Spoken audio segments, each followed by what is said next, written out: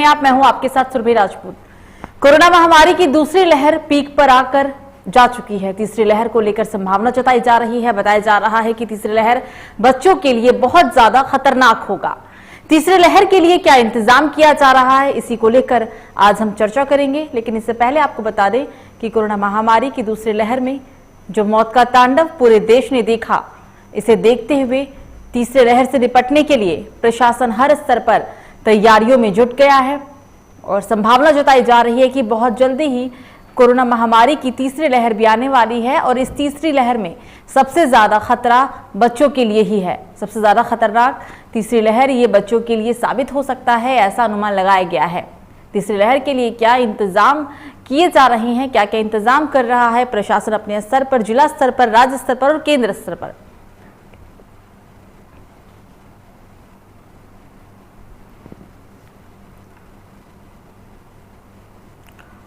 और इसी पर बातचीत करने के लिए हमारे साथ लाइव जुड़ गए हैं अनुपम सिंह भंडारी, नेता BJP, doctor Anup Mishra, founder unit foundation, Manish Kumar Verma, नेता आप तीनों का ही बहुत बहुत स्वागत है लोकमंच न्यूज में। अनुपम जी, आवाज आ रही है सर? जी आवाज आ रही है जी सर, स्वागत है लोकमंच न्यूज में। बहुत बहुत धन्यवाद आपको जी सर। तीसरी लहर कोरोना की कितनी तैयारियां, क्योंकि तीसरी लहर से सबसे ज्यादा खतरा बच्चों के लिए ही है।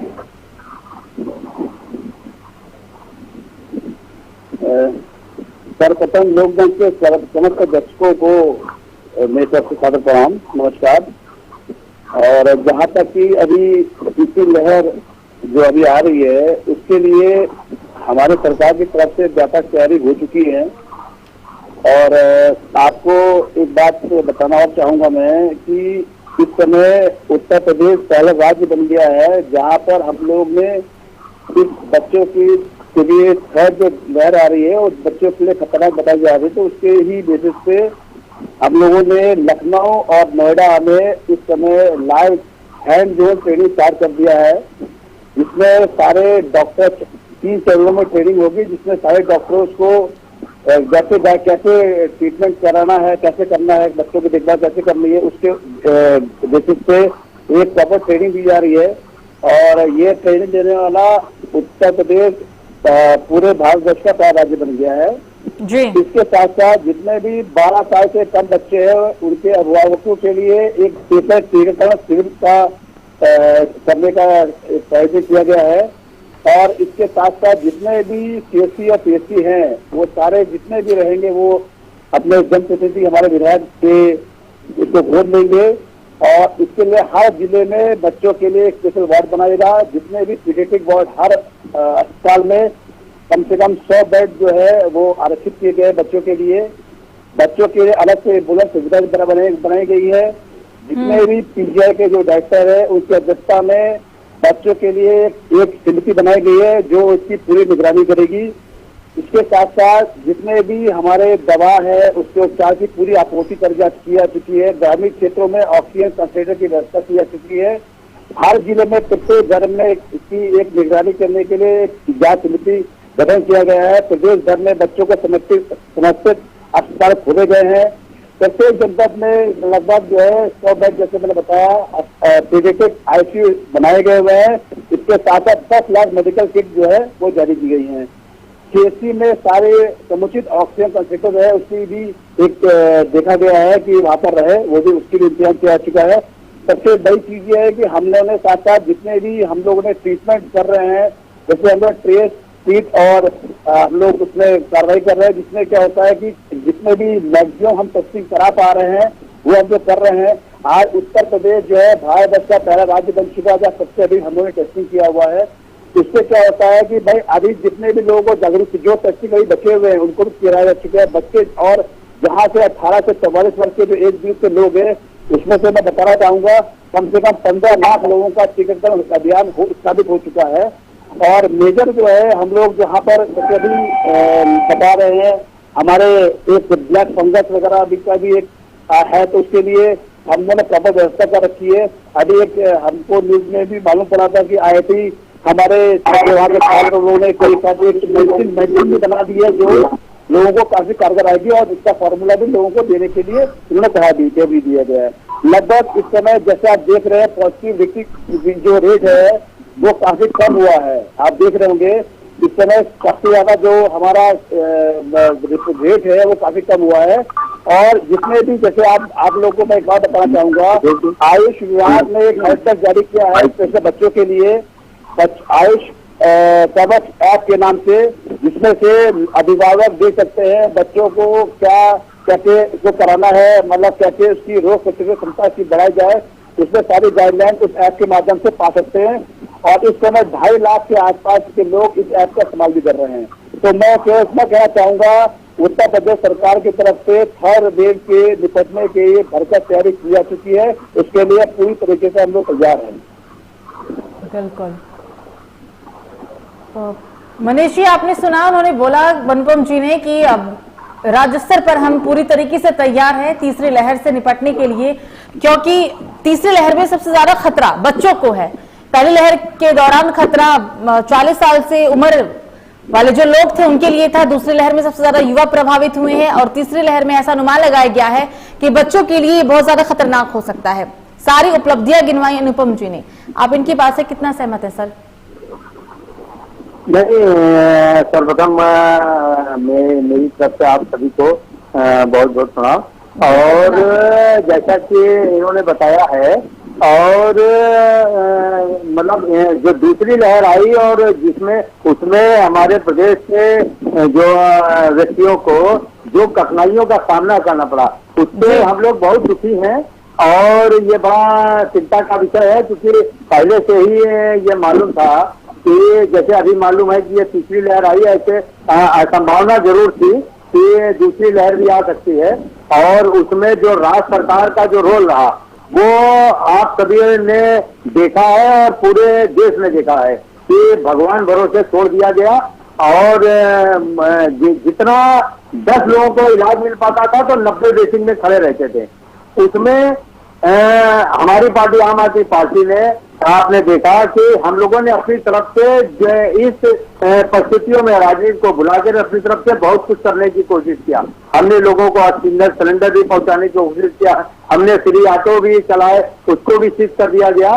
तो ये समय ऐसा नहीं है कि बहुत ज्यादा कुछ इसमें कहा जाए, बस ये जरूर है कि अगर तीसरी लहर का हमारे वैज्ञानिकों द्वारा, हमारे अनुभवी लोगों द्वारा बताया जा रहा है, और क्योंकि उसका असर हमारे बच्चों पे होगा, तो आप जानते हैं कि देखिए बच्चे शरीर के लिए बहुत प्यारे होते हैं। और हमारा यह है कि सरकार को बिल्कुल अपनी तरफ से कोई कसर नहीं छोड़नी चाहिए, और सभी और दलों के जो लोग भी कार्य करना चाहें या जो समाज सेवा करना चाहें या जो लोगों के काम आना चाहिए, तो उनको परमिशन भी मिलनी चाहिए और उनको काम करने का मौका भी मिलना चाहिए।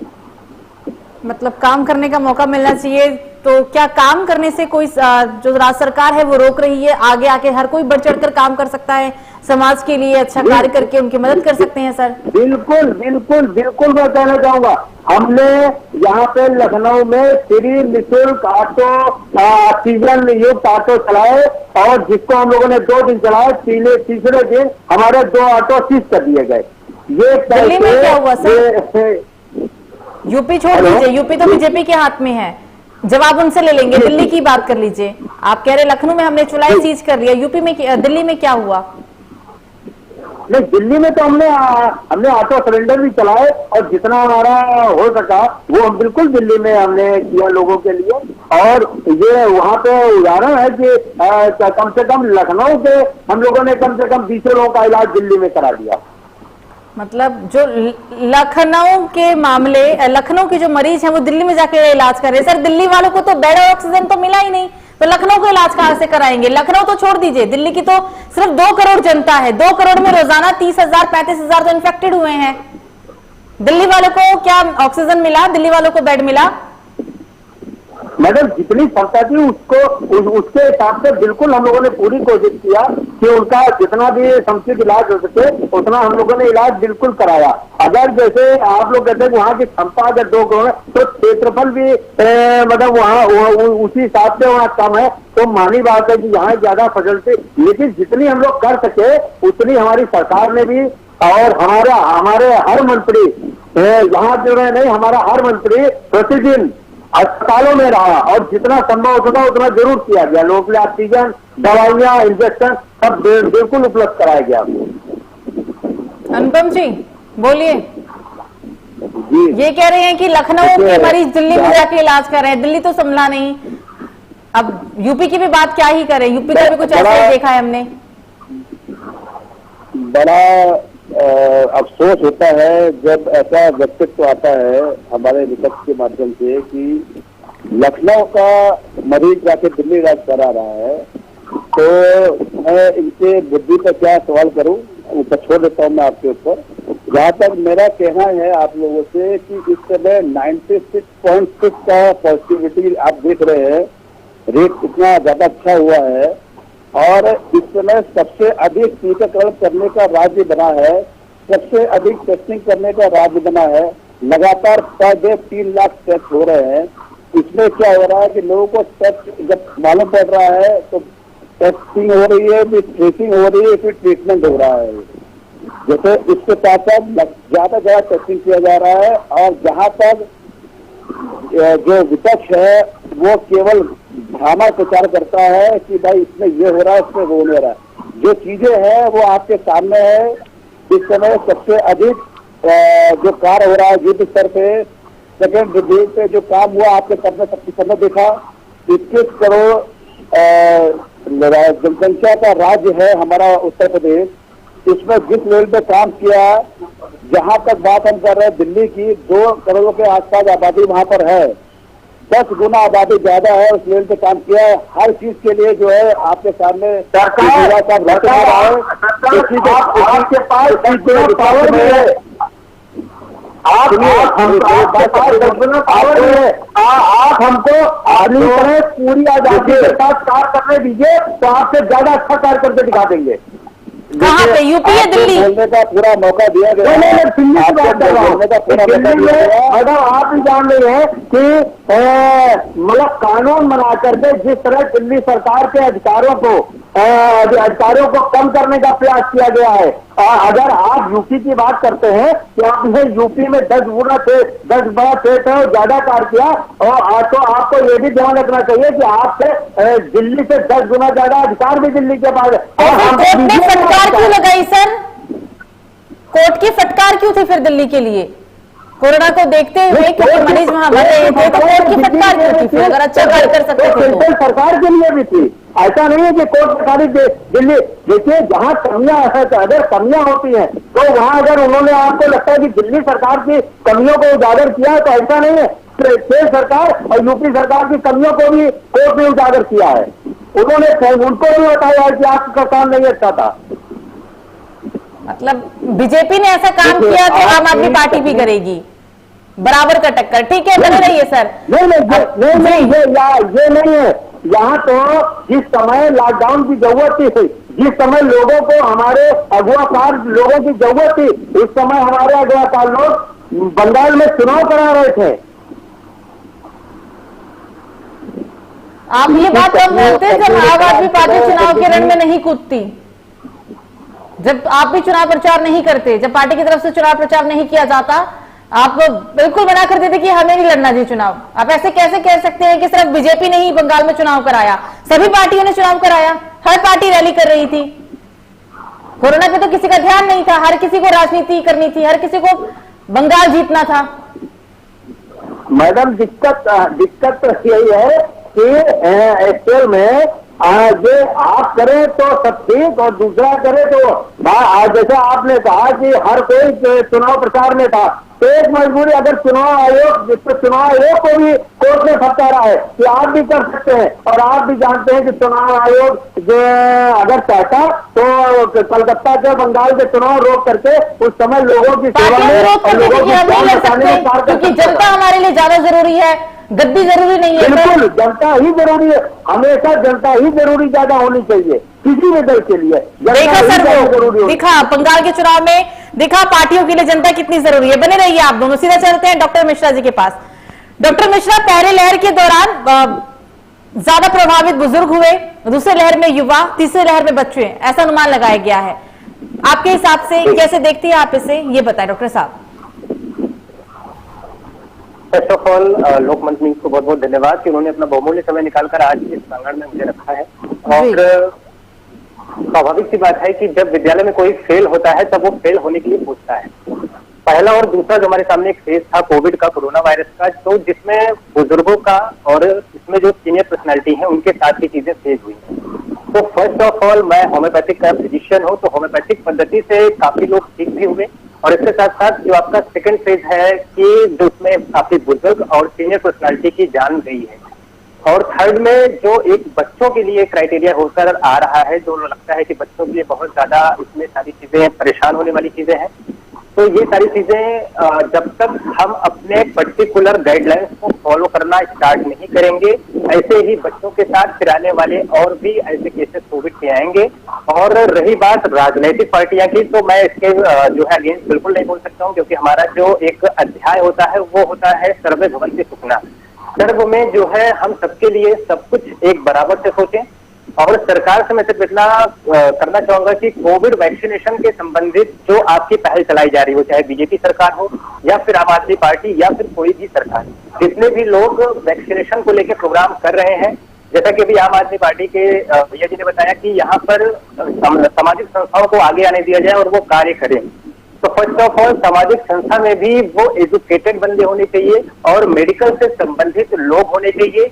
अगर ये सारी चीजें गाइडलाइंस, अगर आपके टैक्सी में जो आपकी टैक्सी सीज की गई, जैसा कि मैं सुन रहा था, अगर आपकी टैक्सी सीज की गई तो टैक्सी में हो सकता है और भी कई चीजें हो, या फिर मेडिकल के अकॉर्डिंग ऐसा कोई शख्स जो उसमें कोविड पेशेंट को एडमिट करना मानता नहीं है, एडमिट कर तुरंत उन्हें प्राइमरी में कोई सुविधा देना, अगर ये आपकी टैक्सी के अंदर होता तो आपकी टैक्सी सीज ना हो। तो एम्बुलेंस या फिर कोई भी टैक्सी अगर इस तरह से चलाई जाए तो पहले प्राइमरी स्टेज में वहां पे वो ऑक्सीजन सिलेंडर का रिक्वायरमेंट होना चाहिए, वो होना चाहिए, जिसके साथ साथ सारी चीजें सिस्टमैटिक ढंग से होंगे, तभी हम आगे काम कर पाएंगे। थर्ड फेज बीजेपी सरकार के लिए मैं एक निवेदन करना चाहूंगा कि अगर ये मैसेज आप देख रहे हैं तो कोविड शील्ड वैक्सीनेशन का जो आपका प्रोग्राम चल रहा है बहुत अच्छी तरह से चल रहा है। तो इसमें मैं आपको बताना चाहूंगा कि जो भी लोग वैक्सीनेशन नहीं करवा रहे हैं, इसके साथ साथ उनको अभी डर है। डर इसलिए है क्योंकि इसमें भी बीपी और हाई बीपी, ब्लड शुगर और इसके साथ साथ अगर उसको डायबिटीज की समस्या है तो वैक्सीनेशन के बाद फीवर का आना जरूरी है। और इसके साथ साथ क्योंकि इन दोनों बीमारियों में हमारा इम्यूनिटी कमजोर होती है, प्रतिरोधक क्षमता हमारी कमजोर होती है। और इसके साथ साथ जो है इम्यूनिटी को बूस्ट करने के लिए जब वैक्सीनेशन कराया जाता है तो कहीं ना कहीं ये सारी प्रॉब्लम होती है, तो घबराना आपको नहीं है। अनुपम जी आवाज आ रही है सर? जी जी मैम आ रही है। नहीं, आपको आ रही है सर आवाज? मनीष जी आवाज आ रही है सर आपको? आ रही है। अनुपम जी आपको आवाज आ रही है मेरी? अनुपम जी सुन पा रहे हैं सर? आवाज आ रही है आपको मेरी?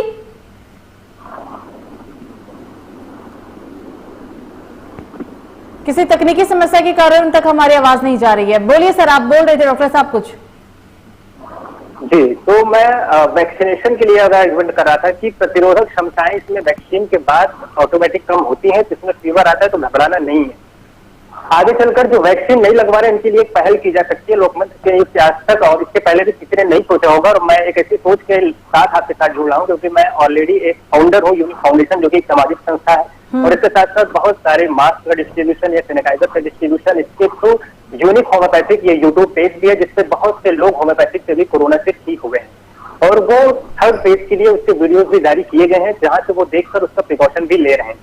तो कहीं ना कहीं जो हमारा वैक्सीनेशन का एरिया है, तो वैक्सीनेशन में गवर्नमेंट अगर ये कदम उठाती है कि अगर भविष्य में किसी को सफर करना होगा, भविष्य में अगर कोई फ्लाइट से जाता है, ट्रेन से जाता है, बस से जाता है, तो उसके लिए गाइडलाइन जारी की जाए कि जो भी कोरोना वायरस कोविड शील्ड नहीं लगवाया है उसको गवर्नमेंट टिकट नहीं देगी। जब तक ये पहले स्टार्ट आप नहीं करेंगे तब तक ये पब्लिक और ये उत्तर प्रदेश ऐसे ही चकमा देता रहेगा और ऐसे ही आपके कोरोना के जितने भी केसेस हैं ये हर बार बर्ड वॉर की तरह आएंगे और आपको समाप्त करने की पूरी कोशिश करेंगे। तो मैं आपसे सरकार से निवेदन करना चाहता हूं कि ये वैक्सीनेशन के लिए एक इवेंट जल्द से जल्द समाज में लाए, वरना अगर थर्ड फेज भी आ गया तो लॉकडाउन से जो मतलब निकल कर आना वो तो आएगा ही, लेकिन कहीं ना कहीं जो वैक्सीन न लगवाकर लोग चकमा दे रहे हैं वो कहीं ना कहीं उनके लिए घातक होगा और वो हजारों और करोड़ों की तादाद में और भी लोगों को इन्फेक्ट करेंगे। धन्यवाद। बिल्कुल डॉक्टर साहब बने रहिए। अनुपम जी, इनका कहना है डॉक्टर साहब का कि जो लोग वैक्सीनेशन नहीं करा रहे हैं वो समाज के लिए ज्यादा खतरा है वैक्सीन नहीं करा के, क्योंकि वो खुद तो इन्फेक्ट होंगे इन्फेक्टेड सामने वाले को भी करेंगे। तो आपसे यही गुजारिश है, पार्टी से यही गुजारिश है केंद्र सरकार से कि ज्यादा से ज्यादा वैक्सीनेशन कराएं, और अगर ऐसे लोग वैक्सीनेशन नहीं कराते हैं जानबूझकर तो पार्टी को टिकट भी ना दे। ये कहा है डॉक्टर साहब ने, क्या सोच है सर आप? देखिए, डॉक्टर साहब की बातों से मैं बिल्कुल सहमत हूँ, और मैं देखिए इसीलिए टीकाकरण से बहुत ही जबरदस्त कार्य हो रहा है हर क्षेत्र के अंदर, और हर पीएचसी आप देख रहे हैं रोज के रोज टीकाकरण अभियान चल रहे हैं, हर एक थर्ड से चल रहा है। अब हम लोगों ने साथ साथ इस समय जितने भी हमारे विदेशी के लोग हैं, जितने भी हमारे मीडिया के लोग हैं, उनके लिए अलग से हमने कैंप लगा रखा है उनका टीकाकरण करने के लिए, ठीक है। इसके अलावा जितने भी 12 साल से कम उम्र के जो जिनके बच्चे हैं उनके लिए अलग से हम लोगों ने एक स्पेशल टीकाकरण शिविर कर रहे हैं, जैसे अब क्षेत्र बाय क्षेत्र जा रहा है, गांव बाय गांव जा रहा है। तो इस समय टीकाकरण पे जबरदस्त हम लोग कार्य कर रहे हैं। और जहां तक डॉक्टर साहब की बात में सुन रहा था, इन्होंने बात बोली कि इस लेवल पे थोड़ा चाहिए कि लोग सफर भी ना कर पाए, चाहे वो ट्रेन से चाहे बाई एयर, तो इनकी बात से समर्थन करते हैं। देखिए ये जरूरी है, देखिए हर व्यक्ति के लिए उसके बच्चे और शहर की जिंदगी बड़ी इंपॉर्टेंट होती है। तो हम लोगों ने हर जगह शिविर कर रहे हैं, लोगों को प्रेरित कर रहे हैं, कई सेवा संगठन भी सामने आगे आए हैं, और जितने भी हमारे हेल्थ वॉरियर है, जो डॉक्टर है, नर्सेज जो काम कर रहे हैं, बिल्कुल सरकार के साथ बिल्कुल कदम से कदम बना के कार्य कर रहे हैं। मैं ऐसे लोगों को सैल्यूट करता हूँ, बहुत अच्छा कार्य कर रहे हैं। तो ये बिल्कुल माता के सत्य इस लेवल पे भी काम किया जाएगा। आपकी बात भी आगे सरकार तक पहुंचाई जाएगी कि कोई भी रिजर्वेशन, कोई भी प्रवेश तब तक ना किया जाए जब तक ये पुष्टि ना हो जाए वो टीकाकरण किया जा चुका है। जैसे अभी क्या होता है, कोई राज्य एक राज्य से दूसरे राज्य को ट्रेवल करता है, फर्स्ट जैसे लगा यूपी से उत्तराखंड को जाता है, तो उत्तराखंड में उसको एप्लीकेशन चाहिए होती है, साथ साथ उसको एक सर्टिफिकेट भी दिखाना होगा कि मैं टीकाकरण करा चुका हूँ, तब वहाँ प्रवेश पाएगा वो। ये बात बिल्कुल सही है, और ये बात को मैं आश्वस्त दिलाता हूँ। अभी के अभी फोन काटने के तत्काल बाद माननीय मुख्यमंत्री तक ये बात अभी मेरी पहुंच जाएगी। ये कार्य जो आपने बताया है, मैं चाहूंगा इस कार्य को भी लागू किया जाए, और हम लोग टीकाकरण कर रहे हैं। इस समय आपको जैसे मालूम होगा इस समय हम लोग सबसे अधिक टीकाकरण करने का राज्य बन चुका है, सबसे अधिक टेस्टिंग का राज्य बन चुका है। जितने लेवल पे काम कर रहे हैं, ग्राम जीरो पे जा जाके हमारे योगी आदित्यनाथ मुख्यमंत्री जी जा रहे हैं, हर क्षेत्र में, हर जनपद में, हर सीएससी में जाकर लोगों से पूछ रहे हैं, चाहे वो डॉक्टर्स हो, उनको कोई दिक्कत तो नहीं आ रही है, या कोई मरीज पूछ रहे हैं कोई दिक्कत तो नहीं आ रही है।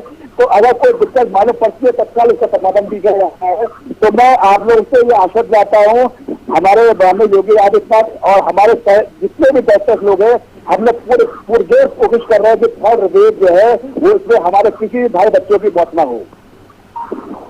बिल्कुल बिल्कुल। अब सीधा चलते हैं मनीष जी के पास। मनीष जी, तीसरे लहर से निपटने के लिए आम आदमी पार्टी ने दिल्ली के अंदर कितनी तैयारी की है? क्योंकि दूसरी लहर में जो तबाही दिल्ली ने झेला, दिल्ली के लोगों ने झेला, उसको देखते हुए और इसे समझते हुए, सीख लेते हुए बच्चों के लिए क्या तैयारी दिल्ली के अंदर? मनीष जी। नहीं, हमारे जितने हॉस्पिटल हैं, हम लोगों ने बच्चों के लिए बिल्कुल अलग वार्ड कर रखे हैं, और डॉक्टरों की, हमारे चाइल्ड डॉक्टरों की और कोरोना से निपटने के लिए सक्षम डॉक्टरों की पूरी टीम हम लोगों ने पहले से तैयार कर रखी है। और जो एम्बुलेंस, ऑक्सीजन एम्बुलेंस, इसकी भी तैयारी हम लोगों ने कर रखी है दिल्ली में। बिल्कुल सर। अब वापस चलते हैं डॉक्टर साहब के पास। डॉक्टर साहब, कोरोना की तीसरी लहर बच्चों के लिए घातक, लेकिन अभी कोई वैक्सीनेशन को लेकर बात तो सामने आई है, पर कोई ट्रायल कहा जा रहा है, बहुत जल्दी ट्रायल भी हो जाएगा। तो बच्चों के लिए वैक्सीन कितनी सेफ रहेगी आपके हिसाब से? देखिए, होम्योपैथिक एक ऐसी पद्धति होती है जहां पे आपके बॉडी के कैरेक्टर सिम्टम के हिसाब से बॉडी वर्क करती है। तो कहीं ना कहीं वैक्सीनेशन का जो अपना क्राइटेरिया है वो प्रतिरोधक क्षमताओं को तो बखूबी बढ़ाती है, लेकिन जब तक मेंटल के अंदर जो प्रतिरोधक क्षमता है उसको आप डेवलप नहीं करेंगे तब तक कोई भी वैक्सीन या फिर कोई दवा कारगर नहीं है। या तो सांप काटने से बहुत से कम लोग हैं जो मरते हैं, कहीं ना कहीं उसका फियरनेस जो हमारे अंदर होता है। मेरे साथ ऐसे कई केसेस मैंने देखे, जो पेशेंट एकदम फीवर, उनको टाइफाइड था और कोई प्रॉब्लम नहीं थी, लेकिन जब उनका कोविड का पॉजिटिव रिजल्ट आया तो वो एक्सपायर हो गए। ऐसे 7 लोग हैं और इसके साथ साथ कहीं ना कहीं ये हमारे अंदर भय बनकर बैठा हुआ है। तो कोरोना वायरस से एक भय वाला बिंदु है, लेकिन कहीं ना कहीं इस भय से वही मतलब इन्फेक्टेड हो रहे हैं जो उस भय को अपने इसके अंदर बैठाते हैं। इसके अंदर आप जो भी चीजें बैठा लेते हैं वो आपके लिए घातक होती है। कहीं ना कहीं आपके साथ जो एक्सीडेंट होते हैं वो आपका ये वर्क ना करने की वजह से होता है, क्योंकि हाई ड्रिंकिंग की वजह से आपके नर्वस सिस्टम पे बहुत सारे इफेक्टेड होते हैं। तो अगर आपका हेड ठीक है तो आपका पूरा हेड ऑफ डिपार्टमेंट सही होगा। तो हमारे अंदर जो सारी चीजें होती हैं। जी जी डॉक्टर साहब बोलिए। जी जी बोलिए तो बोलिए। इसमें ये सारी चीजें आपको बेसिक ध्यान देने वाली होंगी कि बच्चों पर स्पेशली अगर आज से डाइट मेंटेनेंस का जो प्रोसेस है विटामिन सी के और इसके साथ साथ मल्टी विटामिन के एरिया जितने भी हैं उसको जो है आप कंटिन्यू अगर रखते हैं, मल्टी विटामिन के साथ साथ हरी साग सब्जियों का आप सेवन करते हैं और इसके साथ साथ कोरोना वायरस की गाइडलाइंस जो कि मिनिस्ट्री ऑफ आयुष द्वारा आपको दी गई है, अगर उस गाइडलाइंस को आप फॉलो करते हैं तो मैं इतनी गारंटी के साथ जरूर बोल सकता हूं कि तीसरा फेज जो बच्चों के ऊपर आने वाला है वो कहीं ना कहीं टल सकता है। लेकिन अगर आप गवर्नमेंट की दी हुई गाइडलाइंस को फॉलो करते हैं और इस वैक्सीनेशन के साथ साथ आप अपने खाने पीने की डाइट को अगर मेंटेन करते हैं तो जी बिल्कुल। और कोई सुझाव दर्शकों के लिए या फिर और कोई बात जो आपको बीजेपी पार्टी की द्वारा सरकार द्वारा तक पहुंचानी हो आपको? जी सरकार का एक जो बिंदु है, मैंने बताया कि हमारा जो मुख्य उद्देश्य होता है वो हम चिकित्सा जगत से हैं। तो मैं स्पेशली मतलब मैंने ये चीजें देखी थी कि मैं बस ट्रेवल कर रहा था मैं लखनऊ के लिए, तो कहीं ना कहीं एक बस में जो सीक्वेंस है बैठने के तरीके हैं तो कहीं ना कहीं उसमें ये लेना है, भले ही रास्ते में चेकिंग होती है तो लेकिन इसमें वो संपूर्ण उत्तर प्रदेश की समस्या है और इसे एक दिन की सरकार नहीं सुधार सकती है। और इसके साथ साथ जो है इसमें ये चीजें आपको विशेष जो है वर्क किया जाता है कि अगर मैं अभी जो इस पहल पे लोकमंच न्यूज से मैंने बात किया कि ये पहल अभी तक किसी ने नहीं सोचा है, लेकिन ये चीजें मैंने अपने साथ देखी हैं। और मैंने जब उनसे ये पूछा कि आपका कोविड वैक्सीन लगा है, आपने वैक्सीनेशन कराया है, अरे नहीं कराएंगे, जो होगा देख लिया जाएगा, वैसे भी हम मरने वाले नहीं है इतना जल्दी। तो ये एक वाक्यांश निकल आ रहा है लोगों का कि इनके अंदर ऐसा क्या है वैक्सीन को लेकर। सरकार किसी का गलत नहीं सोचती है, सरकार आपका खर्चे का निर्वहन नहीं करती है। आप अगर ईमानदारी से कमाते हैं तो ईमानदारी से आप खाते भी हैं।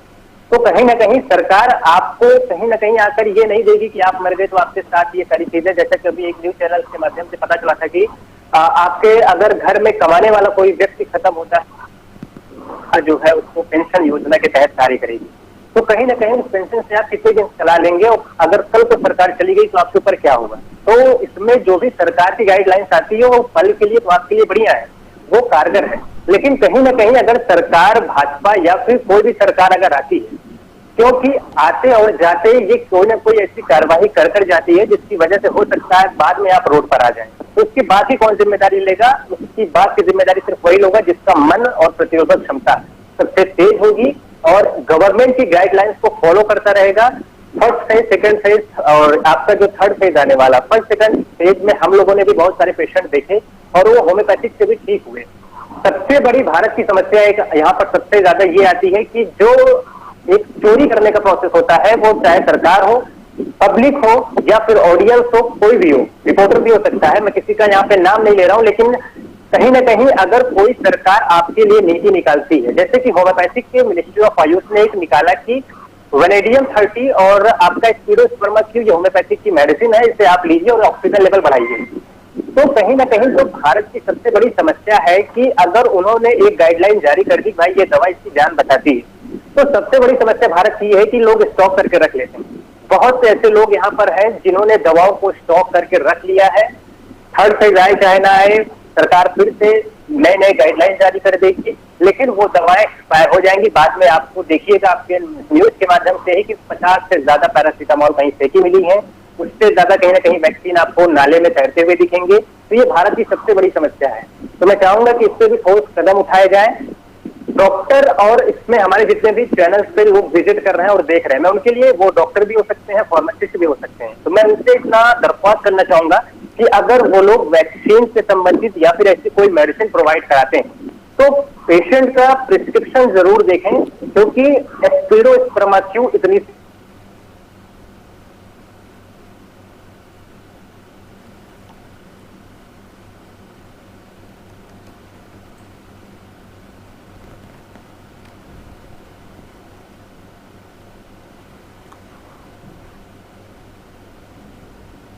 डॉक्टर साहब, आपकी आवाज नहीं आ रही है।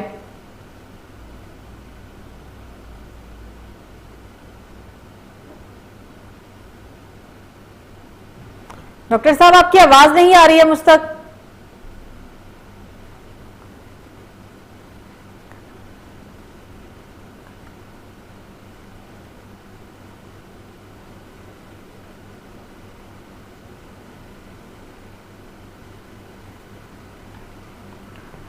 तो किसी तकनीकी समस्या के कारण उन तक हमारी आवाज नहीं आ रही है। अब हम एक बार फिर से चलते हैं अनुपम जी के पास। अनुपम जी, डॉक्टर साहब ने इतने सारे सुझाव दिए कि क्या कैसे केंद्र सरकार इन सुझाव को माने, लोगों के जीवन को बचाया जा सके और तीसरी लहर को कम किया जा सके, तो कितने हद तक उनके सुझाव पर सोचा जाएगा और इसे लागू किया जाएगा धरातल स्तर पर? अनुपम जी।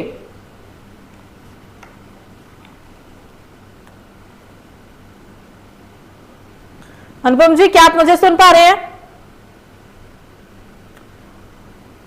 मनीष जी, आवाज आ रही है आपको मेरी?